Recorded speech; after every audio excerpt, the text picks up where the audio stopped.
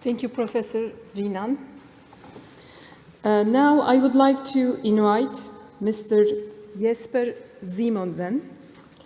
Mr. Simonsen is the head of the program committee for the Nordic program on gender research at Northwest. He is also a member of Norway's Committee for Gender Balance and Diversity in Research. The floor is yours. Thank you.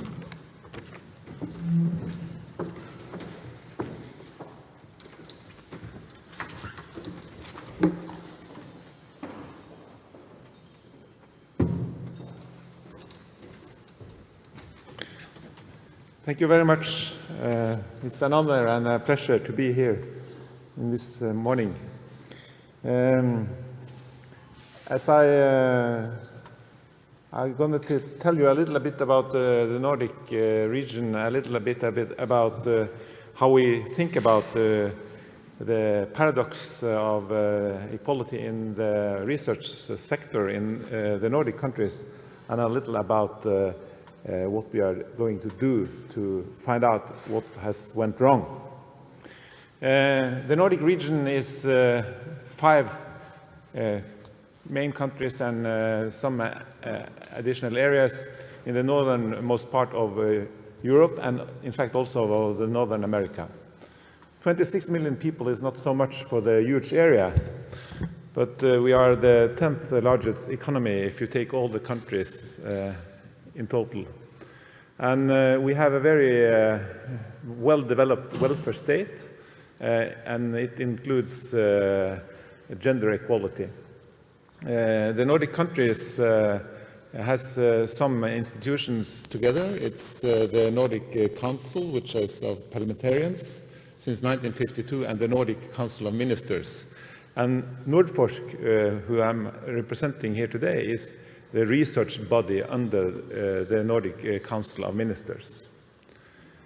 3 of the countries are members of the EU, and 2 are in the EEA agreement, which in all aspects of research is comparable to be a full member, because we are a member of the Horizon 2020 and also on the higher education programs. Generally, the Nordic countries are the most gender equal countries in Europe. If you look on the European Gender Equality Index, I think this is from 2013 or 14, Sweden, Denmark and Finland, which was registered there, had over 70 points, it goes up to 100. The next EU member country was the Netherlands on 69, which is not so far away, and then UK, and then Belgium, and the average for the EU is 54. When we talk about, we do not talk too much about gender equality in Norway, at least not nowadays, because we are more into gender balance. Gender equality was a very important thing when we had to fight for equal rights for women, formal rights, and rights to accession.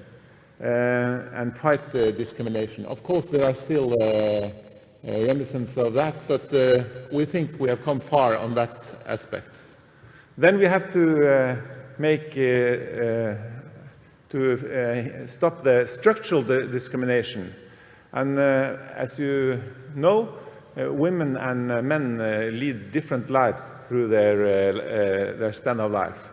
And if you make instruments very fitted for young men, it's not certain that that is fitted for young women. And we have seen that especially the last years when it comes to internationalization and excellence.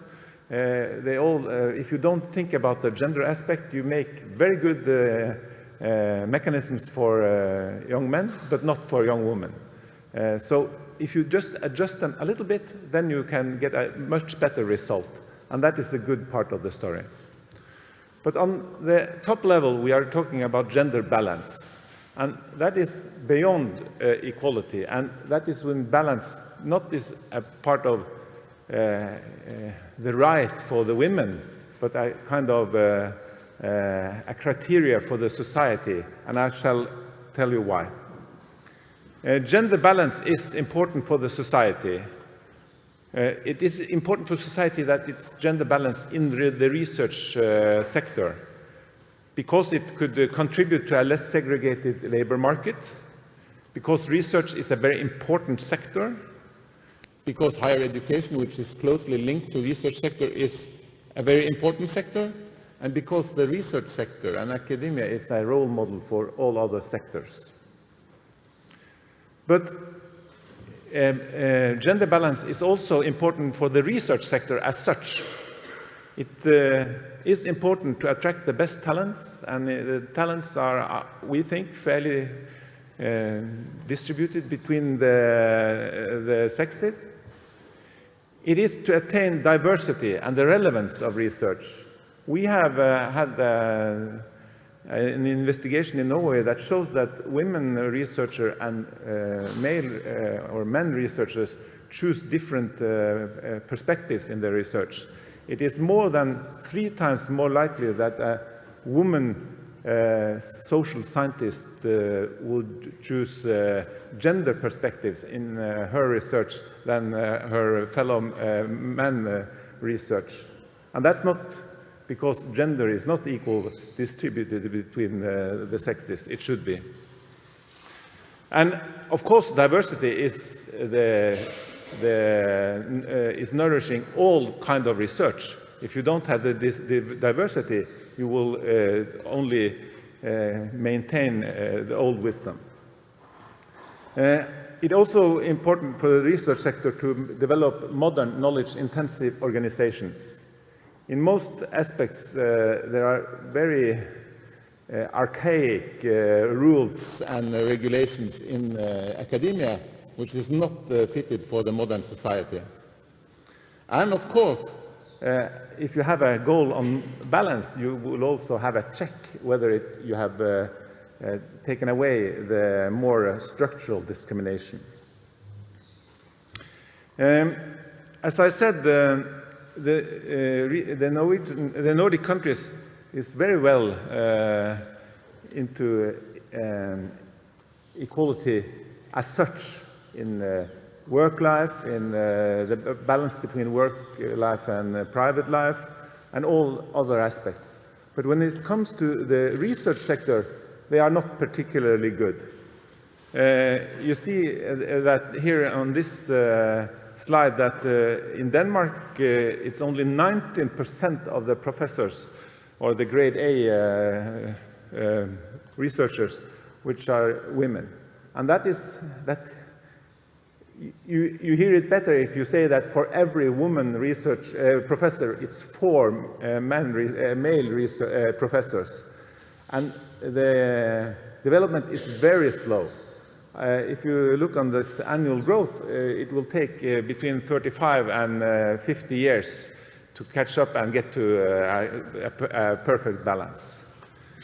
Below here I have the comparison with the EU, which is not so far behind the Nordic countries. So why is it that we have a very good gender equal society in general, but not in the research sector? And Nordforsk took up on that question, and they started a process which has developed into a program to find out why it is that way and what we can do about it. We started the program Solving the Nordic Paradox, Gender Gaps in Research and Innovation. And it contains it consists of 3 pillars. It's research, it's developing of the statistics, and it's doing things to build competence and training in this area. We want to look into all aspects of this, not only one, but we invited the researchers to come with their propositions on how to make research on this, and we mentioned some of the areas which could be highlighted. It was up to the researchers to find out how they would frame it, and we would then choose among the best projects.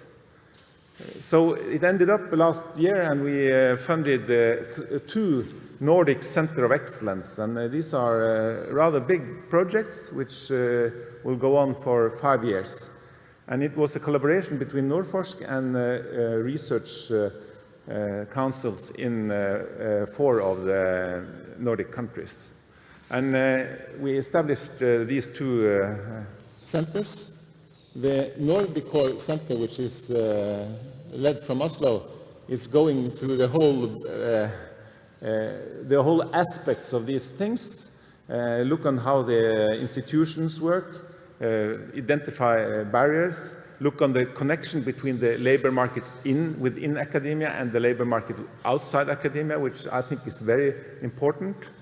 And they are going to do this by engaging all the stakeholders and to encourage knowledge exchange between the shareholders, the stakeholders. The Norwit is a more innovative program, you could say, because it goes into the trends of what is coming up now, especially in the digitalization of the humanities and the research, where they look upon how technology and disciplines and careers interact. The second pillar was the Nordic she figures. We are very happy with the European she figures, but we thought that in the Nordic countries we have more detailed information. So we are trying, but it's a long-term job, to build a research database where you can follow each researcher and see how he or she is migrating within or have mobility within the research sector, but also with the other sectors. And the differences between the disciplines and the differences between the genders and the disciplines between the countries. So before I thank you for this meeting, I would say that we use the word paradox. And the paradox is not a self-contradictory statement, I have read and I know. It is a statement or proposition that seems self-contradictory or absurd, but in reality expresses a possible truth. And what we think now could be one of the main reasons why the research is lagging behind in the Nordic countries is that the possibilities for careers, for fixed positions, for interesting jobs are much higher outside academia than within academia. The academia has stopped on a certain level. They say they cannot define quality, but they know it when they see it. But that's not true. That is biased. So we have to work on this because a modernization of the institutions is not only necessary for the women. The women may do very well in other sectors, but it's very important for the research institutions. Thank you.